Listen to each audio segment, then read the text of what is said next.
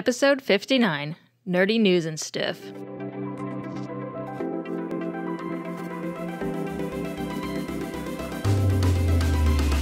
Welcome to the Visionary Variety Podcast, where we cover cool stuff like photo, video, film, books, and technology. So switch on your brain and enjoy the show. Welcome back to the podcast, listeners. Today is one of our reoccurring episodes, which is the Nerdy News and Stuff episodes. If you go back through our previous episodes, you'll see quite a few of these. We do them, I don't know, every 10 or so episodes we'll do one of these. And it's basically just an excuse for us to just geek out about just random stuff. You know, this show is all about randomness, variety. And yeah, this episode is going to be great because we will talk about lots of stuff, entertainment, movies, video games, trailers coming out, some really cool technology, a little bit of photography stuff thrown in there too, and of course, some really cool computer graphics out there. Before we get started, we have with us Angela. She's back on the show. Hey, hey. Yay. Glad to have you back. We missed you. We tried to get you on for the Captain Marvel, but it didn't happen. It's okay. I know, I didn't see the movie in time. It makes me sad. Have you even seen the movie? No. Okay. You gotta leave. Goodbye. I need to. No. For the sake of all womankind. No, No, it's a good fun movie. Yeah, I definitely have to see it before Endgame. Otherwise, I'll probably be very confused. There's a plot twist. It's actually a dude. Ooh. Oh my gosh. How dare. Alien. Don't Looks even like joke. She's a shapeshifter. Plot twist. Oh, man. No, that last episode was actually really fun. Josh Howell was on the show with us, and we had some connection issues. I literally kept losing Wi-Fi, so I'm just talking, and you guys couldn't hear me, and then I didn't know, and then you guys would come back in, and it was just a big mess. But somehow I edited it all together, and as far as I can tell, it doesn't sound too Over here just giving away our secrets. Over here making Daniel sound good, and then he's like, "Well, we messed up." It's like Josh and I worked really hard to be like, "Yeah," and he's not even there. We're like, Hey, yeah, whatever you just said, cool. But the episode came together really well in the end. I just listened to it. I think yesterday morning I finished listening to it, and it was really fun. So, yeah, I still think we should do a speculation, like rumors and what we think for Endgame should be before we see it. Yeah, maybe the week before it comes out, when like the rumors have all hit the fan, we can just go at it and go through them all, or maybe some of our favorite theories. Pull Josh back on. We'll watch it, Mr. Comic Book. True. And then we can watch it, and then we can be like, "Wow, we were complete idiots, and everything was wrong." But hey, it was fun. Yeah, no, for sure. We totally should. We should just have a 4-person podcast, and we just basically talk nonsense. And then if nonsense goes through, we're excited, and if not, you know. It's old. And if we were right, then we can say, "Aha, see, I predicted it." But if we were totally wrong, we don't mention it. That's going to be an epic episode this year for sure. Let's get started with entertainment stuff. You know, newsy, nerdy stuff going on in the entertainment world. Who has seen Toy Story 4's trailer? My goodness. And what do you think about it? I did. First off, who's the little boy in the trailer? Is that supposed to be Andy or is this some other kid? I think it's supposed to be Andy. Like well, they did an maybe? awful job because it looks nothing like him. It didn't look like Andy. Yeah. Nope. Not but really. But he also didn't look so hot back in the day because of 1995 CGI. So it was rough. Yeah. Maybe it's the little girl's older brother. Maybe. It did. The room looked familiar though. I did feel like it was Andy's room. Maybe Andy takes drugs and he's having hallucination. Oh my gosh. He's in college, right? You never know. Let's hope not. Oh man. This whole time Andy's just been tripping out and his toys have not been coming to life. Oh my goodness, the whole thing. You know who I don't want to see in this movie? Sid. Exactly. I don't want to see Technically, wasn't he in the third one? I think they said he's like the garbage man or something in the third movie. Yeah. I think he had a cameo or something. Oh my goodness. Forgot about that. The CGI looks way better in this movie. Heck yeah. Yeah. I mean, the third one was great. Obviously, that was, it was like a few years ago technology, which is good. Mm-hmm. This one just looks like even more like there's a shot in the trailer where it shows like a carnival and it looks almost photorealistic. Yeah. Like I was like, this looks too good. Weird. There's a scene with Woody and the spoon when they're walking down the road. And I'm like, man, that looks real. Yeah, it does. Yeah, it's weird. I don't know if I want it to go back to, worse looking graphics to keep in continuity. This isn't the Toy Story I've grown up with. Right. It Yeah. feels Uh-oh. so Well, you know weird. what's original is of course the look of the characters, but man, the voices. I know, like if you go back to the beginning and now, like the first one or the fourth one, man, they did a good job. All the voice actors and keeping How the have they not consistent. aged? Exactly, like the consistency in the voice. I'm like, goodness, like I felt that's like spot Ham on. sounded a little different, and I'm wondering, is it John Ratzenberger still playing him? It better be. Hmm. I Oh, the don't know. pig. Hopefully he's still the same. And just this couple lines didn't sound weird, and that was it. Hmm. Higher quality microphones. We're all looking forward to that movie coming out. Maybe I'll see that with my kids. It's just hopefully they don't hit you too hard in the feels. I thought I heard somewhere that even the director didn't want to like watch through the final scenes in the movie because it was so sad. And I'm like, don't do this. The third one was bad enough. I know it was. That was just pulling at the heartstrings. Ugh. Yeah, and then like that Forky character is like, why am I alive? I'm like, what kind of It's all deep. existential crisis stuff is this? He's like, I was made for salad and trash, and jumps out the window. I was like, goodness. What does that mean? It's so funny. Getting all existential now about our toys. Yeah. Speaking Oh, of all the big gosh. stuff, yesterday I think did y'all hear that Disney purchased Fox? They Let already me said Yeah. they did. I think the deal went like it finalized a couple days ago from now. So didn't Disney like buy Lucasfilms for like $4.5 billion-ish dollars? Yeah, something like that. That's a lot of And money. so then they buy Fox for $71 billion. This Jeez. is That blow it sounds a all out little of the sad, water. honestly. How, Or how's Lucasfilms. insane. that just sounds like it sucks a lot Right? because some of these Yeah. characters are already Marvel, and you're like, well, we want to buy them back. So it's like, dang. 71 billion. I mean, That's a Apple lot. is worth 260 billion last I heard, and that's a lot of money. Yeah. But 71 billion is like that is up there too. Whoa. Mhm. Excuse my not knowing, but is it going to be ran the same way just with Disney being the owner, or are they completely idea. remodeling it? I don't know either. I was like, what? Are they Mhm. going out of business? Like no more Fox Maybe they'll anything? just, no, maybe they'll just keep everything running how it is, but the rights to use the properties are So now I switched. wonder if they'll put like the Fox intro after the Marvel intro now. No, please no. Well, that's No, a I bright think- feature for like all the superheroes on Fox. Now they're going to be part of Marvel. Yeah. But the sucky thing is they're saying that we're not going to see any kind of like anything from Fox in like maybe 3 to 5 years. I was like, no. Like you guys just Well, that's just due to production time. Someone said Yeah. if they started right now on the Marvel versus Avengers movie, if there ever will be one, if they did it like today, started filming, it wouldn't be done till another 2 years. So yeah, that's true. you know, they can't start filming today because there's so much to. They haven't even Well- written a script probably for that. So I've also heard that like Guardians of the Galaxy 3 is not going to come out until like 2023 or 2025, and I'm like, but you were owned by I mean, Marvel. with all the stuff that went down with that. yeah, James Gunn being fired. Yeah, So, that's crazy. And you know, Disney's been making a lot of moves recently. They just rehired James Gunn after firing, like just bye. yeah. I just wonder, what did they do to him? Did they like put him through some sort of reprogramming of Twitter brain, rehab. a rehab? The mouse They do therapy, some Clockwork Orange stuff Oh on my him, gosh. or what? Like, they wiped him. mouse Wiped therapy. his memory. because it just seems kind of weird. Like all of a sudden they're like, oh no, he's fine. Like a few months later, They just sat there cringing, going through all his past social media, like delete, Ugh. delete, delete. What was this about? Yeah. Delete. No more posting about children or creepy stuff.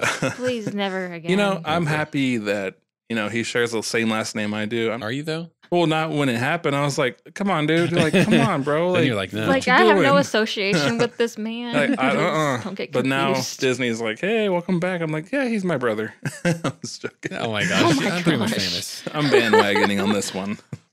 Wow. Oh yeah, Just- Uncle James. Hey, buddy. He's gonna have me in the Oh my next movie, I gosh. think.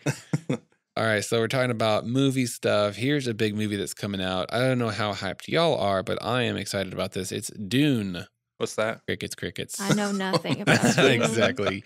You young people, you don't understand. You youngins. Sorry. So Dune is a sci-fi novel that was written in 1965 by Frank Herbert.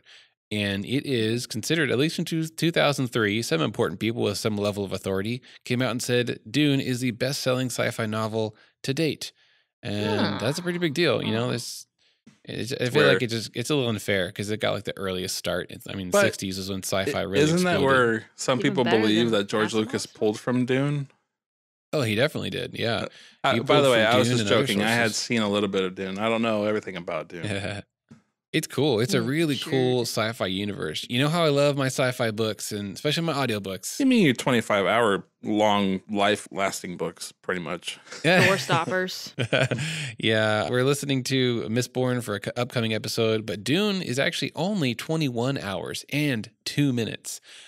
Oh, excuse me. That's what Audible's telling me. 2 minutes just push it over the edge for me. Yeah, I just can't do it. It's the straw that broke the camel's back. Now, I actually did listen to the first 10 hours of Dune audiobook while driving to Lufkin, Texas. It was like 5.5 hours one way. So I listened going there and then coming back, 10 hours worth. And then it expired, and I recently got it again on the Libby app, and I was listening through it. I just was lost. I couldn't follow it. It's such a deep world. There's so many names that it was a little bit hard to keep track of, and different people groups, as well as like drama that wasn't even in the book. Like there's things that are already established in the world that when you read the book, you just have to pick up on. You got to like just kind of pick it up and start running with it. So pretty much you're saying the first 10 hours is the best. Anything after that, yeah, you know. No, it's probably the opposite. I think the story is starting to pick up, but yeah, it was just too much for me. So, and I had other books I really wanted to listen to. And you were listening to 10 hours straight? Almost. I took a few breaks here and there. Goodness. Where were you going? That's how. Say the name again? Lufkin, Texas, middle of nowhere. Yeah, it was way out in East Texas. And like I said, Dune came out in 1965. It's a big deal. Really great book. Cool characters, cool universe. And there's a bunch of other sequels and prequels that were written. I think some of them by his own son. Yeah. And I like, that's kind of like Tolkien, you know, his son carried on like the Children of Hurin and some other stuff he finished. So that's cool. So yeah, there's going to be a movie made coming out in November 2020. At least that's what IMDb says right now. The director is Denis Villeneuve, I think that's how you say his name, and it's got some big names for some of the actors. Just the main male characters here. Some of the names I recognize: Oscar Isaac, which of course is from the new Star Wars trilogy, plays Poe Dameron. So he's going to be Duke Leto Atreides, which I think is the father of the main character Paul Atreides, and Paul is going to be played by Timothy Chalamet, or Chalamet, if you want to be totally American about it. So this guy is the actor that played young Tom in the Interstellar movie. We know he was a teenager on Earth, the son of the main character. That was Tom. And then Jason Momoa. Ooh, sexy. Yeah, he's going to play Duncan, Idaho. So pretty cool. Some big names in there. And I'm just interested in seeing what 21st century CGI and, you know, all this fun stuff we have now can bring to the table, because there was a previous movie made for Dune. I think it was in the 80s, maybe the 70s, and it was, you know, decent. It was great for the time. Yeah. And then there's been a few, like there was a sequel made for TV movie series or short movie series and some other things here and there. But I'm glad to see it getting a reboot, and it's gonna be epic. It's gonna be interesting because if George Lucas pulled from that to make Star Wars, now Star Wars has released so many new Episode 7, Rogue One. For them to come out and say we're gonna make a Dune movie, like you got a lot to match now. Because if George Lucas and Lucasfilms is, you know, doing this awesome stuff with newer CGI, you better come out like swinging. Hopefully. Yeah, well, they will. I'm sure it's going to look beautiful. You mentioned the Star Wars took inspiration, or George Lucas took inspiration from Dune. He absolutely did. One of the earliest novel covers for Dune shows a guy walking on desert dunes of sand, and there's 2 orange suns on the skyline. So sounds familiar. Yeah, Tatooine maybe, but yeah, desert planet, 2 suns. I like how your sounded like a Yoda, but anyways, go ahead. Tatooine it is. So yeah, definitely Tatooine. Speaking of Star Wars, Nate, I think you got some little rumors for us. You know what? I'll just phrase it like Angela says, shut it down now. Just shut it down. Because episode 9's coming out and they want to bring Hayden Christensen back. Yes, finally, been waiting for this. Shut it down. Yes. And it's not clear exactly what he is doing. A lot of speculations out there of he's just going to do a lot of reading, a lot of voiceovers, and then they're going to CGI a character as like a hologram, or he's just going to be a Force ghost, and it could be him, or it could be, you know, CGI now. But they were not clear because they're bringing Ian McGregor back to do some more dialect and like voiceover stuff. I don't know if they're playing big roles in this movie at all, but yeah, it should be interesting because the couple of, ideas when they bring back Anakin Skywalker is basically, will he have his full face? Will he be like half human, half Vader? Speaking of mask, they want Kylo Ren to have a new mask now. So I was like, wow, this is just taking a big twist. Hopefully we can hear him now. Oh my gosh. No, I mean, that face, like, his whole mask covers his face. Of course. That makes sense. But the face. Yeah, so did Vader's, but we can understand him just fine. Yeah. He liked that lo-fi, low quality audio converter in his mask. Yeah, I didn't get where they went with that. It was fix your speaker, dude. It sounded like he had something in his mouth when he was talking. But anyways, the face piece, they want to keep over his nose, over his mouth, but they want to be able to see his eyes, forehead, and the rest of his hair. Kind of like a ninja mask, but it's just an idea. Ninja Kylo. Now I'm super excited to go see episode 9 because I know when I'm sitting there enjoying it, somewhere in Kentucky, Angela's cringing, and she's like, "No," right? Just because when Hayden Christensen, you know what? We talked about in another episode of how funny it would be to stand up in the theater and yell something, but now when you hear his voice, you just stand up and throw your popcorn and be like, "No, that's impossible." Impossible. Just let's all do it together. We'll synchronize across state lines. That would be amazing. We'll start a movement across the U.S. If they're going by the timeline that everybody thinks that they're actually in production now until April. So, sorry, Angela, they're probably recording as we speak. There's nothing you can do now. I feel like if he's going to do a Force Ghost, they're just going to do what they did in like the Blu-ray editions of episode 6, where doesn't he show up? Exactly. They swapped as a Force out. Ghost and he's young and everything. Yeah. They put young Anakin in there instead of the old actor who played Dying Vader. Yeah, that's so sad. That was weird. I want to know, why does Kylo need a mask? Okay, everyone knows who he is, so it's not for identity like it used to be. There's no secrecy.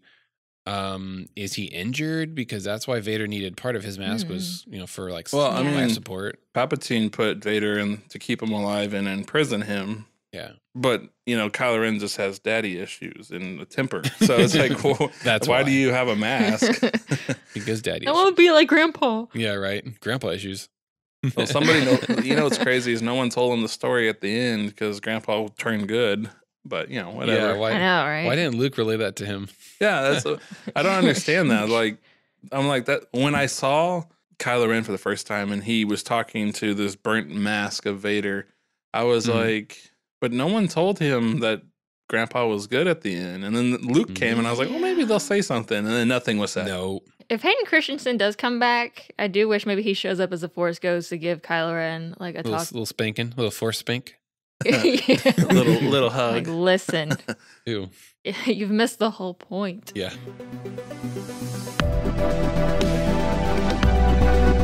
If you're enjoying this show, hey, why not share it on social media and comment your opinions and experiences on the Facebook page, because we want to hear from you. You can reach us on any of our social media accounts or through email at tvvpodcast@gmail.com. All right, let's get back to the show.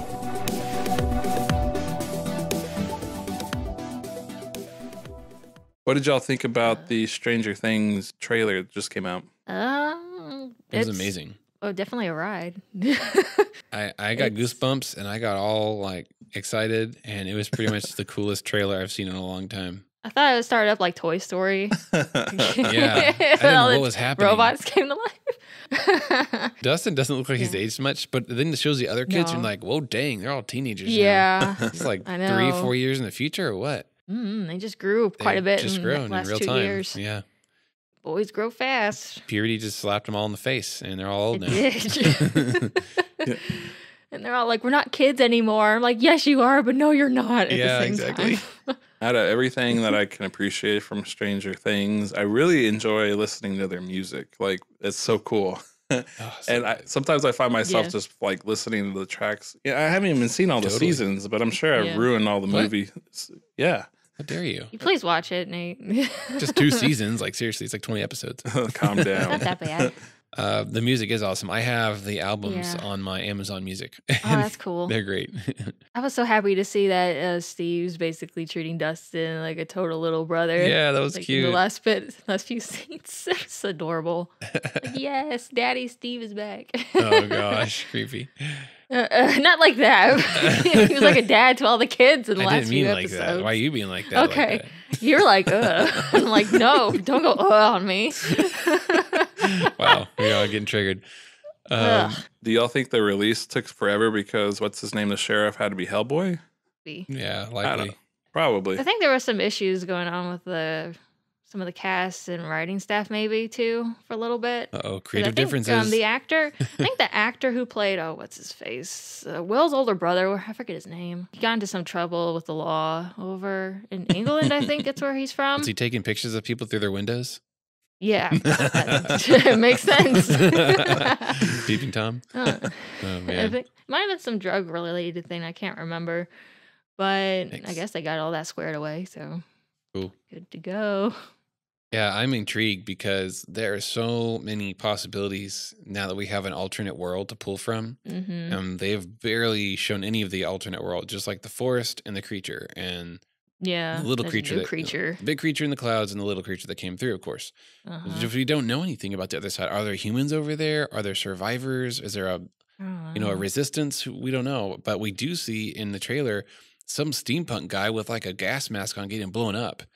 And it's just so hard to follow everything that was going on in the little snippets of clips. I'm like, what's that? We got a new monster. Oh man, what happened? We got like a new creepy transdimensional monster, maybe from the other side. Maybe it's a lab creation. We don't know. It's creepy. Looks amazing. I can't wait. Never know. At least we get more variety too in the locations that they're going to, and that they're going to like some cool downtown 4th of July festival somewhere, and not just in the sticks in Indiana, like always. Or Atlanta. They actually filmed, I think season 2 is all done in and around Atlanta, Georgia. But it doesn't mean that's not how they were supposed to be in the story, but you know. No, it's supposed to be in Indiana somewhere, but most of any filming that's not in like Hollywood is usually like done in Georgia here for some reason. I actually heard a really cool podcast interview with a lady who does the set scouting or the location scouting for Stranger Things, at least for season 2.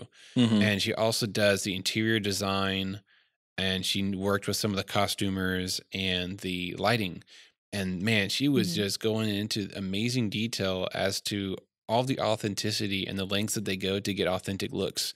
Everything from what phone would they have had in this exact year to what kind of lighting was in the high school. Like they got the light bulbs from that era. That were the exact same. Even the light bulbs? They replaced all the light bulbs in the whole high school with the 70s or whatever, 80s light bulbs. She was needed in Captain Marvel. That kind of stuff is just so underappreciated, I feel, when we're watching shows like this. Blew my mind. If it wasn't authentic, then it stands out like a sore thumb. But when it is, it's seamless. You know, like, oh, well, it's a thing. Yeah. Basically, if you don't notice it, then they did a good job. Pretty much. It's kind of sad, but it's good at the same time.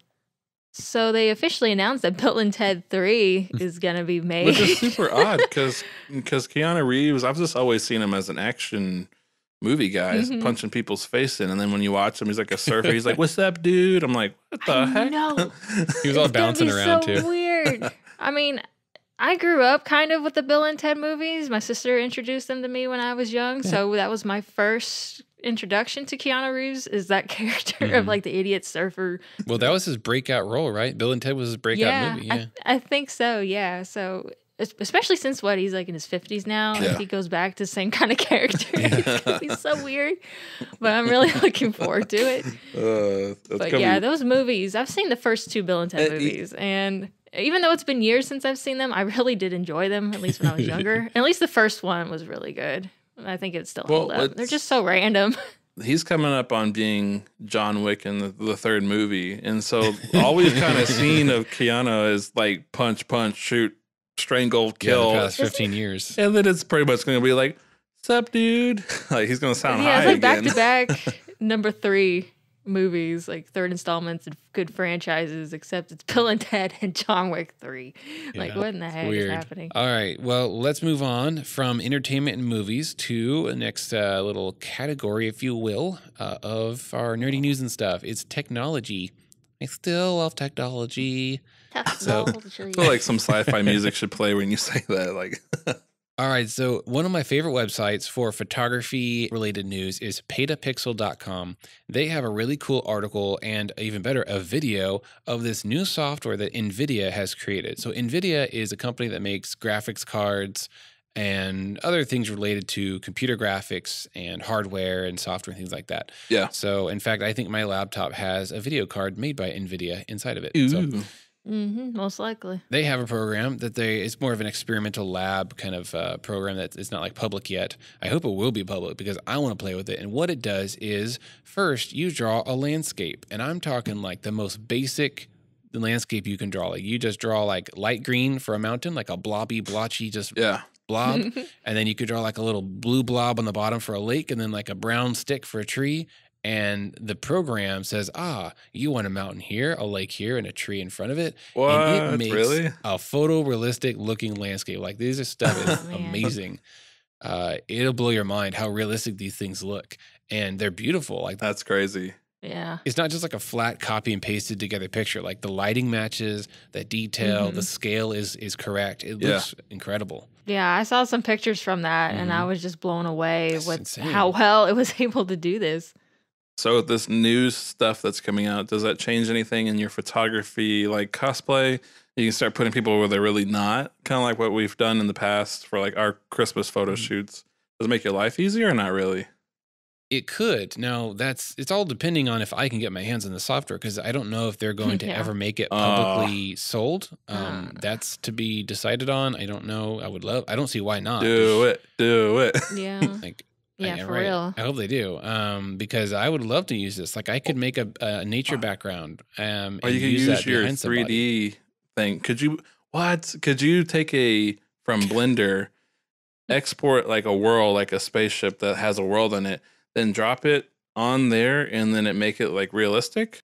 No. The way that this program is composing or making these original art landscapes is it has used what's called AI neural networks, which is a really fancy word for some super complex computer programming that can, in a sense, learn from example photos. So what they've done is they've fed this neural network or this program kind of a database of images of mountains, and they're all keyword as, different types of mountains, different colors, different, weathers and seasons. And all this data is aggregated into the database. And there's also pictures of trees. There's millions of pictures of lakes, like everything. So the software has learned what a lake should look like given certain parameters. And different shapes and different colors and different seasons and things like that. Is it wavy? Is it flat? Blah, blah, blah. Is it reflective? Is it frozen? Things like that. So it knows, in a sense, what these things look like, and therefore it can piece them all together and it can make changes and sort of, predict, in a sense. It's a computer, right? It doesn't know what we know. So it's predicting this is what a lake should look like given the angle and the season and yada, yada. So you're just feeding it very basic bits of data, and it is taking its large amount of data and spitting out a likely, result for you. Cool. And, That's so cool. Yeah. There's live examples of it, them doing it, and it looks awesome. I would love to play with it. So the uses for this are, like you mentioned, for my type of photography where I'm making fake backgrounds and fake worlds, this could absolutely be used to save so much time and money for video games. As well as, VR stuff. Like you could just literally a few clicks and you've got a great desktop background. True. And with some further tweaking, you could make a 360 panorama of that. And then boom, you've got a whole VR world made in just a minute or two. And that's a lot of money saved. Heck yeah. You don't have to pay a visual artist to go photograph it or a Photoshopper to make it. It's just, it's done. And pretty sweet. I hope I get to play with it one day. Did they ever show if there was any way to control where the lighting source would come from? They haven't shown that, and I've been wondering that as well.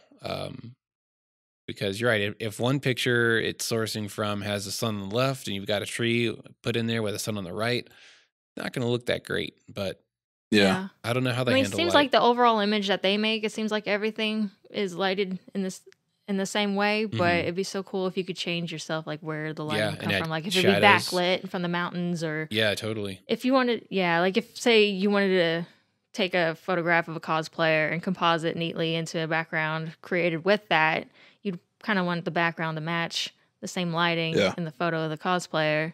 So it'd be so cool if you'd be able to control the lighting conditions, because that would just make that software completely amazing. Yeah, that would take it to a whole new level and introduce a lot more possibilities. Just before making this program, NVIDIA also made a program that could make original faces.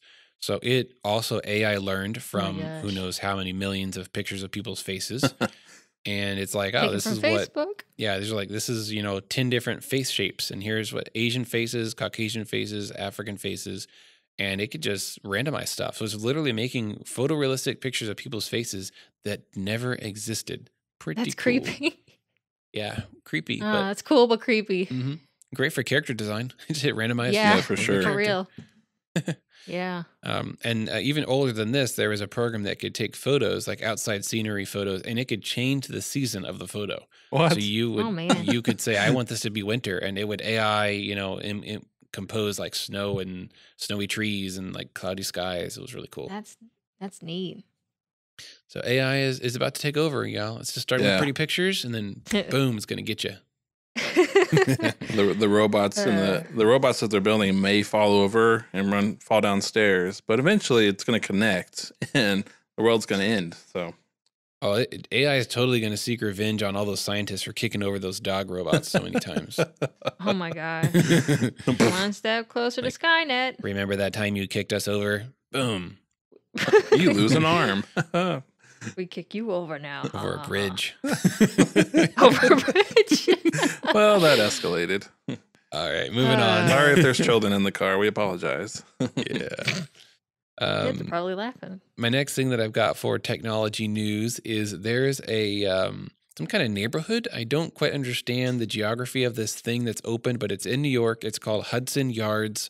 I'm assuming it's like a neighborhood of houses, but there's some kind of structure that's central to the Hudson Yards, and it's this beautiful, I think there's two of them, beautiful architecture, and it's like a column, or rather a cylinder. It's hollow, and the edges or the walls of the cylinder are these really cool futuristic-looking honeycomb shapes, like hexagon shapes. And there's stairs and rooms and doors, and I don't really know what's outside the cylinder, but it's a really cool building. And when you enter the building, apparently you have agreed to the terms and conditions of the building. And what are the terms and conditions? Well, there's a little sentence that says something like, if I appear in, create, upload, post, or send any photographs, audio recordings, or video footage depicting or relating this building, I grant the company unrestricted worldwide, royalty-free, perpetual rights and license, blah, blah, blah. Basically, they're claiming ownership of any photos taken inside or around the building. Dang. How do you feel about that? I don't like that. Kind of creepy. Yeah. Yeah. It really is. Well, at least they're honest up front, and it's not like, we didn't know. Yeah. Unless it's in the fine print. You didn't read it. You're not meant to find it. No, they're being very upfront about it because it made big news, especially in the photography world where copyright and, things like this are like a big deal to us.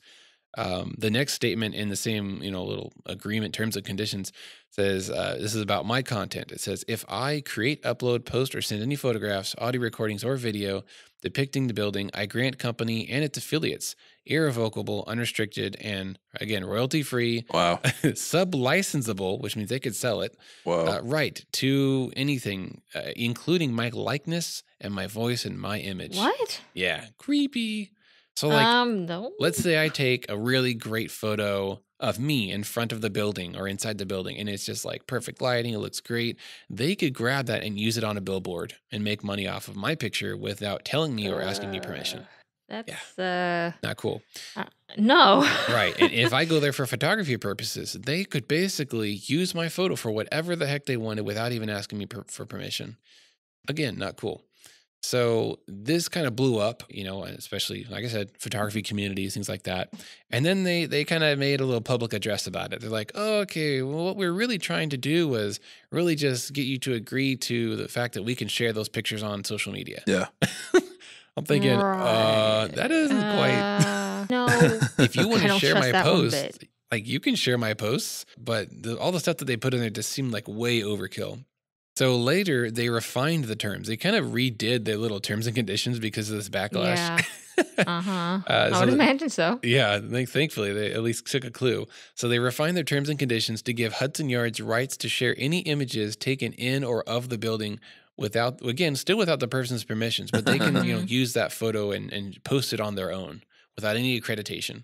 Yeah. So it seems to be just about social media, but the original clause was like, commercial use.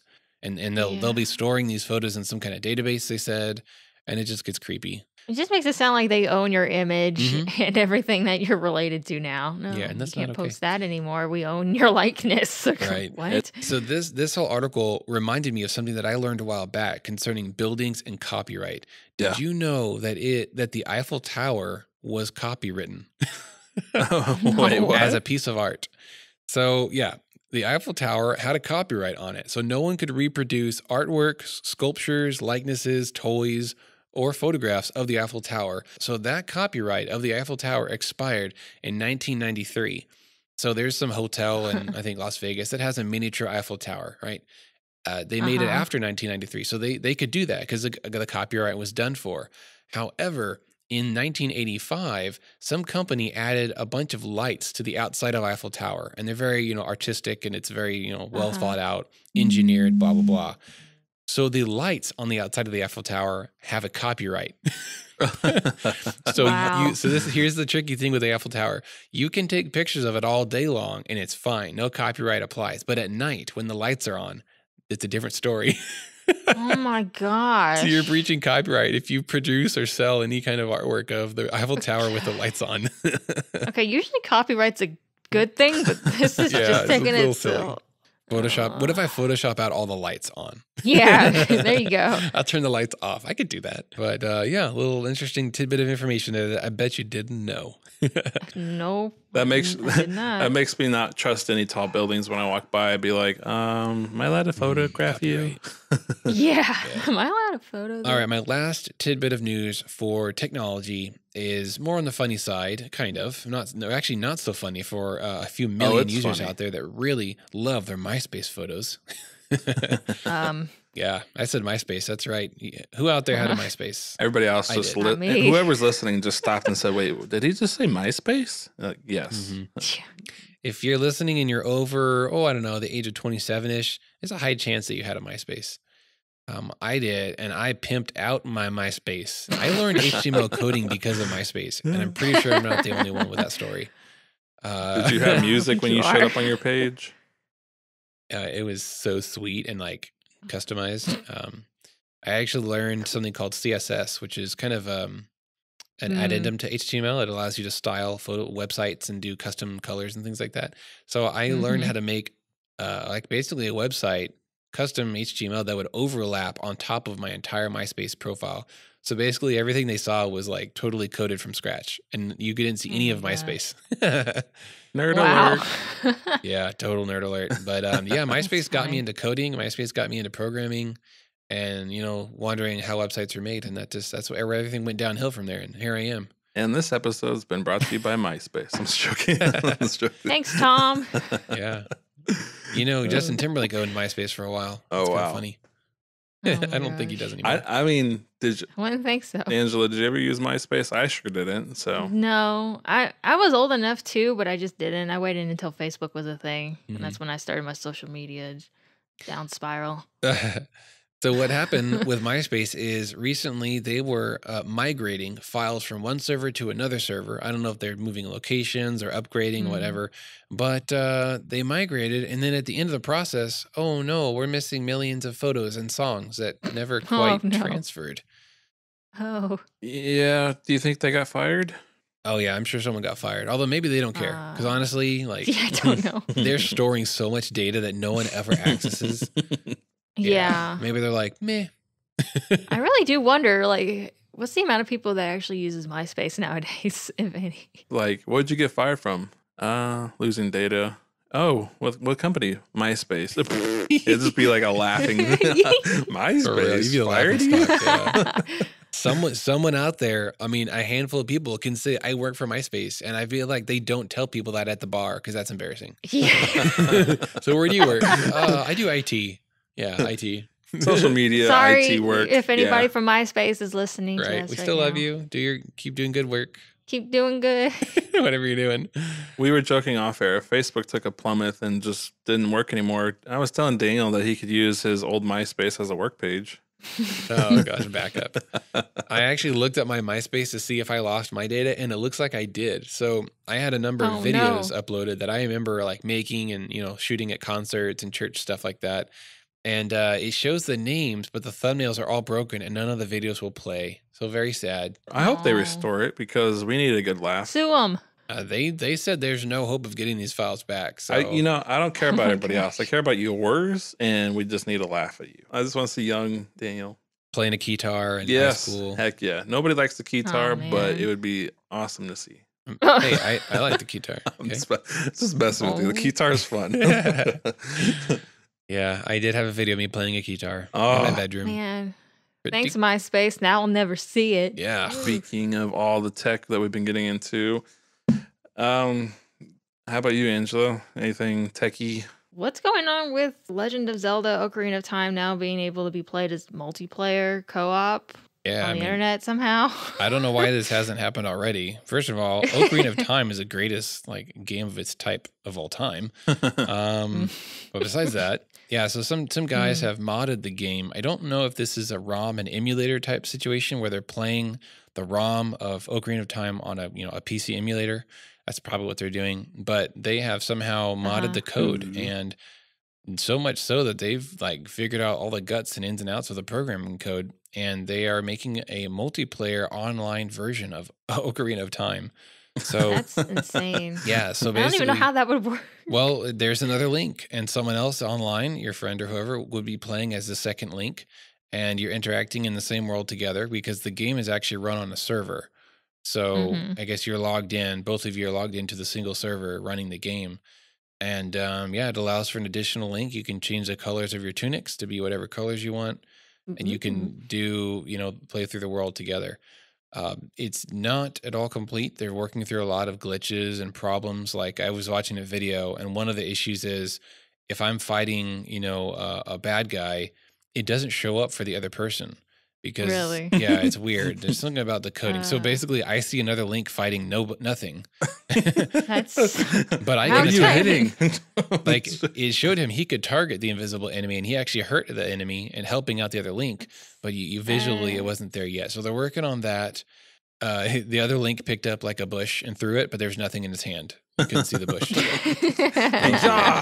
What'd you do? I threw a bush. It just looks like he's throwing a fit, just raising his arms. And he had his hands up. The other Link had his hands up in there like he was just praising Jesus. And it's like, what is he? Oh, he's got a bush in his hand. Throwing a tip of tantrum. The sun. Praise the sun.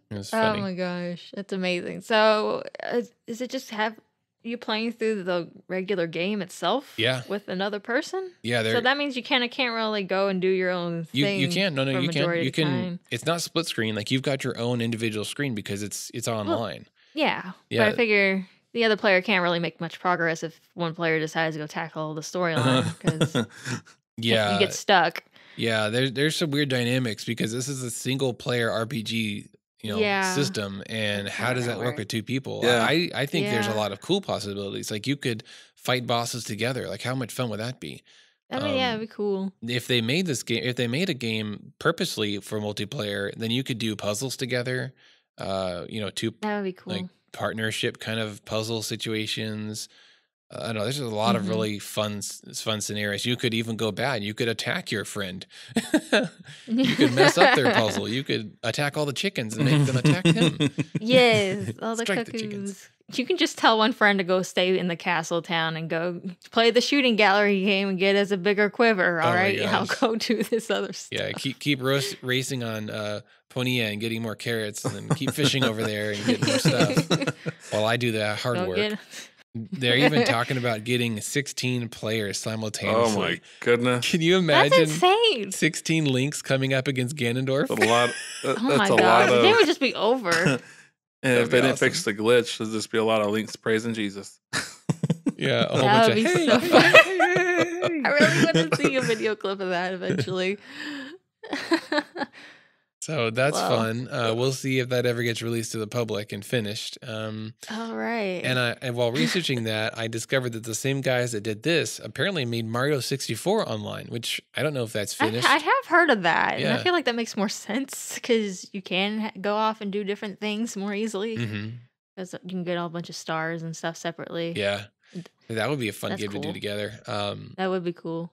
And I also came across some guy who has made remakes of different sets and scenes within Ocarina of Time. He's remade them using a program called Unreal Engine, which is basically a system used to create Yeah. modern day video games, like big Right. names. And it's kind of like a 3D, I don't know, foundation for animation, for scenes. Mm-hmm. Just the whole video game is made in the Unreal Engine program. And so this guy, as a hobby, is just like recreating from scratch levels and I areas and think I've seen temples those. from Legend of Yeah. Zelda. And there's one you can download and play. It's called Ocarina of Time Lost Woods remake, Mm, and it's that's cool. beautiful. Like it looks so good. It's almost like if they Yeah. remade Ocarina of Time today for like PS4 or 3, that's what it would look Uh, like. yeah. I've seen some clips on YouTube floating around. I Hmm. don't know if it's the same guy, but definitely seen people remake. I remember seeing the Fire Temple a while back, and then he's got this forest one, and pretty cool. Yes. So I would love for them to remake Ocarina of Time with modern day graphics, maybe add a few more stories Mm-hmm. in there. That'd be kind of fun too. And then open it Yeah. up to multiplayer. That would be sweet. That'd be pretty cool. Well, we're talking about video games and graphics. This is my last thing for this episode, and it is a short film, very short. I'm talking about 3 minutes, and it's made by Unity. Unity is a company that has made another program for making video games, similar to what I just said about Unreal Engine, used for the Ocarina of Time remake and some other games. Yeah. Unity, I don't know if they're like the competitor, or maybe one is PlayStation and one's Microsoft. I'm not sure how that I works don't really. think so. I think it's just another engine, Yeah, just as an far as I'm aware. alternative. But Yeah. according to Unity's website, they are, of course, they would say this. They're the most used and widely used game engine. Whoa. Ooh. Okay. So that's their words. But basically, Mm. Unity has made a short film using their own software. And the cool thing about this short film is that it's all rendered in real time. In other words, like if this was put on a game system, you could walk around in this world and it would look exactly like it does in the video, which you can find on YouTube. Just Google Mm. Unity and then type in The Heretic and you'll find it. It's beautifully made. It's really intriguing and fun to look at because everything is pretty much photorealistic. And on top of the photorealism of the Mm. whole, all the textures and the lighting and the character movements, there's a really beautiful animation and some really cool abstract stuff happening too. Like this guy is Mm. walking into this weird, Yeah. industrial complex, and he's got like this nanobot bird that like starts out of like nanobot tentacles and it just like forms into this bird, flaps through the air, turns into tentacles again and crawls across the wall. It's really cool. Yeah. Huh. So very I'll have to hyper look into futuristic that. stuff happening. And then, well, I want to ruin it for you, but some cool stuff Yeah. happens after that. Huh. So it's Cool. beautiful. And I was really curious, how this all works because I do 3D graphics using Blender, which is a free program, although very powerful. And what I learned was the way that Unity does these real-time graphics so detailed and so real looking, yet it's able to process, according to Unity, they made the short film of The Heretic. It's able to run in real time on what they called a consumer class desktop PC. So that may Hmm. or may not mean it has a graphics card, Yeah. but and this is not a I would supercomputer. assume. This is not like Yeah. a server with graphics cards loaded into it. This is just a normal PC that's able to process this all in real time, which is impressive. Right. And the better you can make graphics, the more processing it needs. Typically, that's why that's why mobile games can only look so good. It's because they just don't have a big processor or Mhm. memory, so they're limited. But when you're on a Mhm. computer, you got more headway. Yeah. And what this basically is doing is when you design a scene, like let's pretend I'm making a dungeon, right? A Middle Earth underground dungeon with torches on the wall, and there's stones everywhere, and there's chains and blah blah blah. Just a cool fantasy scene. Um, what happens in the program, and this is where the trick happens, where it allows it to process in real time, is all the lighting in the scene is rendered ahead of time, and then all the lighting is Mm. applied to all the surfaces. So that flame that's casting light onto the wall, that's Yeah. actually not happening when you're walking through the level. That was already rendered ahead of time, turned into an image, and slapped against that wall. So Hmm. all your lighting is pre-processed, is how you can say Right. it. And lighting and light bouncing, light reflection, shadows, that's where a lot of processing power is needed. But if you do it ahead of time and just turn it into an image on all the surfaces, problem solved. Like you're not actually processing the light anymore. But Right. but that also means that you can't move those light sources because they're stuck. Yeah. Right. So if you have a moving light source, you can do that in Unity, but it's a little different than the high quality lighting. And you know what's crazy is we're sitting here talking about it, and I'm looking at some of the screen grabs and some of the clips. So he goes to Asgard. Oh man, steampunky Asgard. Yeah, that's sure. cool. Interesting. It's pretty cool. But that stuff always interests me. Is like how can you squeeze the most performance out of a PC and just get the most beautiful, Anthem looking, Red Dead Redemption looking graphics with as little processing power as possible, and that's what Unity is all about. That's cool. Pretty cool. Go check out that short. What's really cool, what I found out researching this, is that Hollywood has used Unity to, in real time, change stuff while they're producing a movie. So let's say they've got some 3D elements like a tank coming into a scene. The tank obviously is CGI, and they've got real footage underneath it that they already filmed. Well, if the producer's like, I just don't like the lighting on the tank. It doesn't look shiny enough, or it looks too shiny. They can just go and change that and hit play, and boom, it's already updated.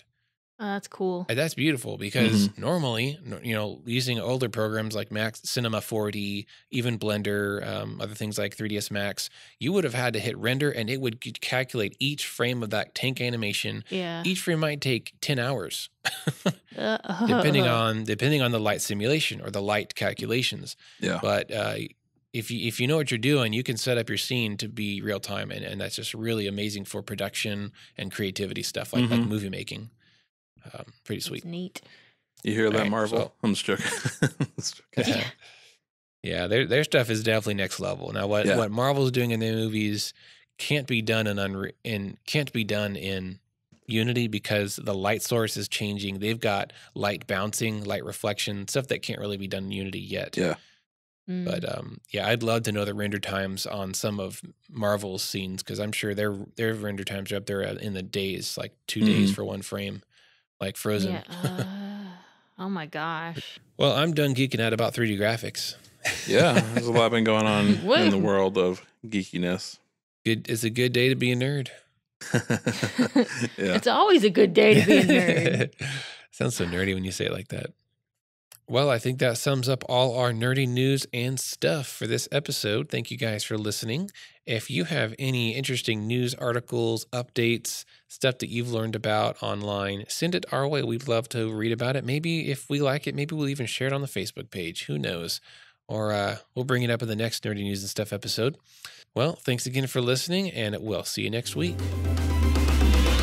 If you like this show, be sure to subscribe on your favorite podcast app. You can also find our previous episodes there and listen whenever you want. We love to hear from our listeners, so if you have any comments or suggestions for future episodes, you can reach us at tvvpodcast@gmail.com. Thanks for listening, and have a great week. Well, Breath of the Wild is amazing. I also played it in the store at Best Buy recently, although it looked like I was having a seizure and throwing my sword everywhere. Like I'm trying to pull my sword out to defend myself against this terrifying robot monster, and I just chunk my sword across the field. I'm like, oh crap! They're like, "Rah! What? Now what?" And then I'm pulling out my tablet. I didn't even know you could do that. Oh my god! I'm aiming a magnet at trees and doing nothing, and I don't know. It was very complicated.